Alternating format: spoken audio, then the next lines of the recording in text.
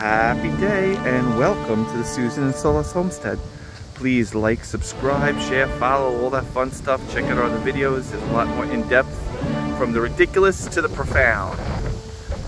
So here's our homestead. It's in a rural area and we were trying to be an example to be a regenerative homestead. We're mostly self-sufficient in an area where you won't find another dandelion for miles. A heart of a system is our aquaponics system and the multiple ponds that we have. We want it to be energy efficient, so we've dealt with a company, Element Energy, from Mattatuck here on the eastern Long Island, and they were able with their engineers to get us a maxed out system of 86 solar panels, which can generate right now in February over 170,000 kilowatts per day. Each panel is generating around 2,000 watts per day. And that's not even an optimal summer. Once we get the batteries, we'll be fully off the grid. So here's the heart of our system. Water is very important. When we first moved in, here's a little nook and cranny that we use for cut off leaves and compost. Morning glories. But when we first moved in, we used a lot of water, and this is a pool full of chemicals. Now we add nothing to it but fish, plants, lava rock filters, and we have an abundance of water, healthy oxygenated water to feed all our plants and sunflowers. Here's microgreens that we ate, but yesterday they get dressed, everybody gets some fish. And we eat them, and hopefully we're gonna have a little microgreen business, but it's another cycle of life here. So now this is all connected to a greenhouse, which we'll see next. All our drip lines and everything in here is watered. Here is honeysuckle. This is a whole cavern. It helps with shading in the summertime. And now we're starting all these different passion flowers. We have 7 or 8 different varieties. Right now they're not doing very well because it's winter, but they're still growing. You'll see. Check out some of our early videos. Elderberry cuttings. Here is our soldier fly, another cycle of life. It's a soldier fly worm cycler. I got some kitchen scraps. We've got kitchen scraps, and check out some of our videos how we built it. But basically they breed down here, crawl up the tower as they look for light, and drop in. And then we feed them to the chickens and the fish. Dehumidifier. And here's our prototype laundromat filter. This is a filter we'll be installing in our laundromat. We've been adding soap to it and getting accustomed in the bacteria that does soap digesting cleaning. And we're going to install quite a few of them once it's fully grown, maybe next week. The water cycles through here, which we've been adding soap to. I don't know if you can see down there, a little sudsy. And we were able to add a cup of soap this morning and it hasn't overflowed and everything's starting to digest. Here's our cloning area. We use no chemicals, but we're able to clone and then grow all sorts of plants this way. Philodendron is an excellent filtering plant for any-year aquaponics or even indoor fish tank. Check out some of our other videos about that and you'll see we're using it as a filter. And this is just filled with lava rocks and it comes up through the bottom. All the healthy bacteria able to live, and we put some papyrus in there, which is going like mad. There's another organic duckweed pond.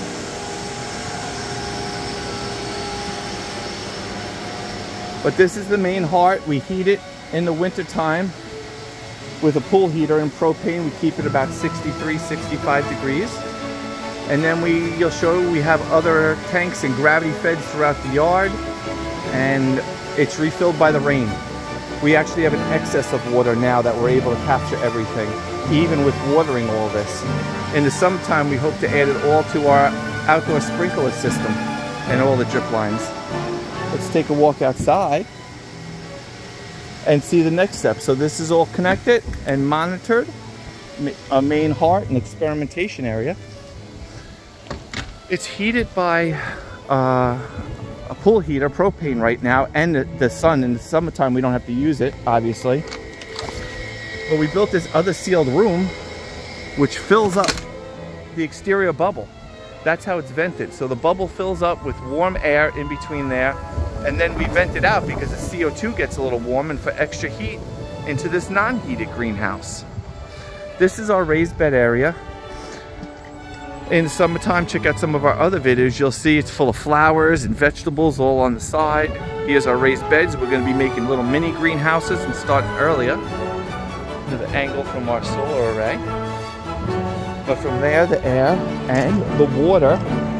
We got our little chickens who are also part of our homestead. It's very easy. We're allowed 6. We have 5. Not only from the compost, you just have to be very careful, but they're just delightful feathered friends to have around your homestead. And the eggs taste nothing, so we're trying to let them go in here. Here's inside our greenhouse. We seal this in to keep away from the animals and grow some of our other lettuces and fruit that we don't want. We got some failed blueberries, but this is just cover crop. We sprinkled it everywhere. What it does, it's a mixture of different types of greens that help amend the soil after you grow. So when we harvest everything, we plant it and then we cycle it through. And once again, this is all fed from the water from our aquaponic system. Another cycle of life. Today, Suzanne will be cutting a bunch of this and we'll be bringing it to the chickens, and then we're going to lay cardboard over it and get it ready. And just to show you once again, we have these huge grids of drip line in there, and they're fed from underground, from the pool, all on the same pump. Here's a little lady, here's Helper. She's going to help us weed. She's like, I want to be with my friends out here. They probably found something good in there. Maybe we spilled some seeds. Microgreens over here from yesterday. They're working on that still. So, that's going to be a bee house, tree house. It came an elevated tree house that we're going to repair and build an observation hive.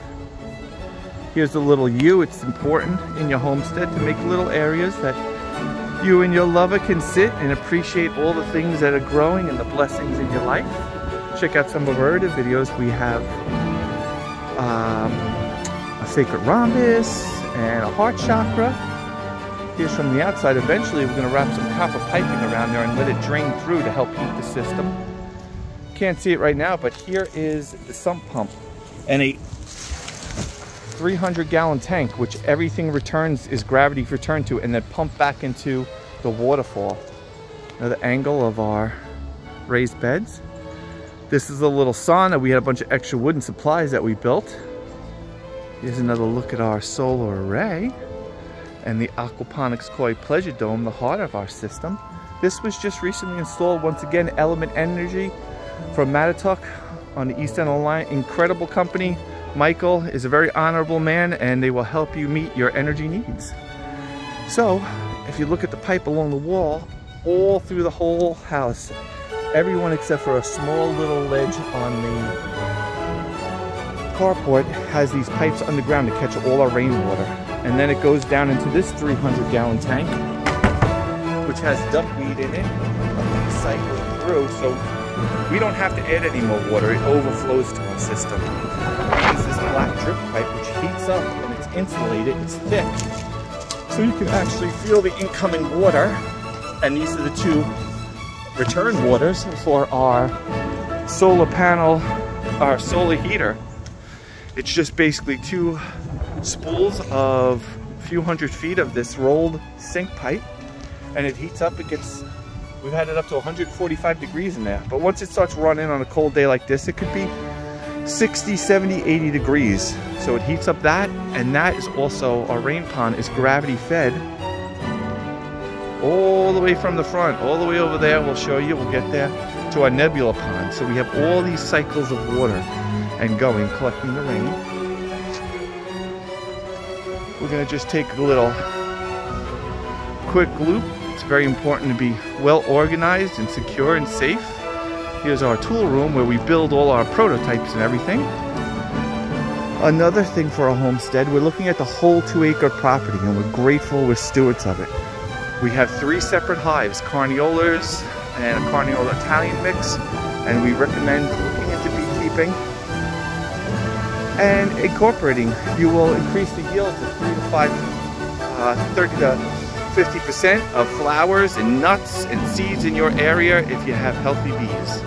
We need our pollinators. We also like to feed leftovers to, this is our stray cat, raccoon, opossum, and birds. Here's our compost.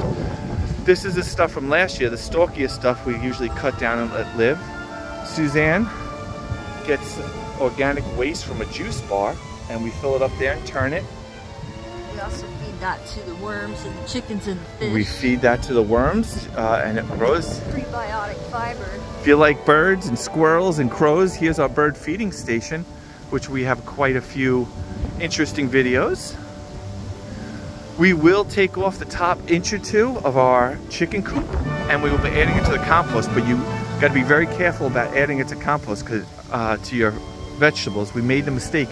It's called a very hot natural fertilizer, meaning that it will burn. It's very rich nitrogen. You have to let it age and cut it down. Here's the Nebula Pond snail filter. This is the highest point of our property, and we put this tank of a few hundred gallons. It was cut from a much larger tank, and it's the duckweed Nebula snail pond filter. So the water rises up. It's pumped from the same pump from our aquaponics center. Fills this up, cycles the water, pounds and pounds of duckweed. Check out our videos. From the silliest, duckweed is an incredible thing. It could be fed to the fish, the chickens, indoor fish. We even have a little mystery fish in there. We even have a little mystery fish that we don't know how it got here. So everything's a little prototype. There's a lot of things that are coming together, and we'd like to show you the whole system. Here once again we have drip lines, and this we're going to be planting. As you can see, we have some beautiful kale, all these little other kales. From last year. Yeah, that's left over from, and we don't heat this, but we're going to plant this, and then we usually feed the chickens. And in the summertime we roll up this side of the plastic. But for our duckweed in the future, we're going to move this back, and we'll be growing a lot more in here. But basically everything was just set up to survive the winter time. And chicken snack shack. We recommend Leland cypresses and green giants. Boy, do they provide green.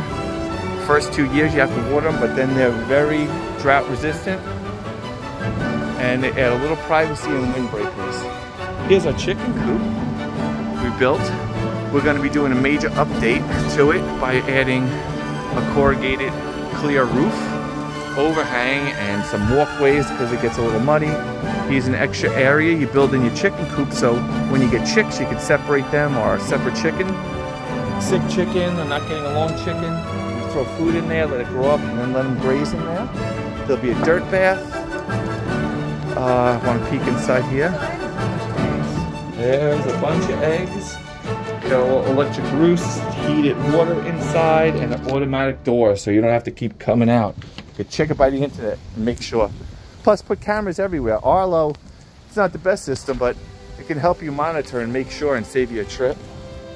Made this little extra feeder, we keep them, but we give them so many treats, you know. Well, I guess we could take a peek and a quick walk back here. Part of our property, or most of the property, is wooded area. It used to be filled with hunters and dirt bikers and quad people. So we cleaned up all the garbage, and we've put down some wood chips, cut down the dead trees, used them as stumps, and we keep our other 2 hives. It just makes a real sacred area to be, to walk, to reset. Check out some of our other videos. Here's our second hive. It was a Carniola Italian mix. They're doing well. A neighbor had a bunch of trees come down. We actually had, and we got a bunch of free firewood, which we've been cutting up and using for decorative paths. Sacred rhombus area, stimulate our divine energy, and our heart chakra. Even got a Sasquatch seating area where we sit and meditate on life and be grateful. And that's about what's going on at the Susan and Soulless Homestead. Trying to be regenerative, trying to work together. 2 lovers, loving life, and all that's organic. All of it experience. And trying to create all these cycles of life. Full circle. So that everything is grown here, from the food, from the worms. Chickens provide eggs for the fish and ourselves. The fish provide nutrients from their poop for the plants. Plants feed all of us, chickens, bees, fish, you name it. Full circle. Kitties. And a lot is really coming together. It took us a while. We've been here 5-6 years. And by the end of this summer, we hope to have everything set up and cycling through and growing. We've learned a lot. And then even start selling some of the byproducts, as in seeds, duckweed, fish, and other things that we will be growing and having the experience with in our homestead. We hope you enjoyed it. We hope you got a good idea on all the cycles. And just while I'm standing here, this, you can kind of see where it goes, is where gravity feeds back to the system from our rain pond. More drip hose. Sorry we got laying around, but we're going to do some more solar panel generating. In the future, we'll be building a catio, a walkway from our catio, and taking out all these beautiful flower bushes. We don't use these steps, and we're going to open them up and make smaller steps and put all raised beds in there. Well, I guess that's it for right now. This is an updated version of how everything we got growing on here. Please stay tuned, come on back. There's going to be a lot more to see.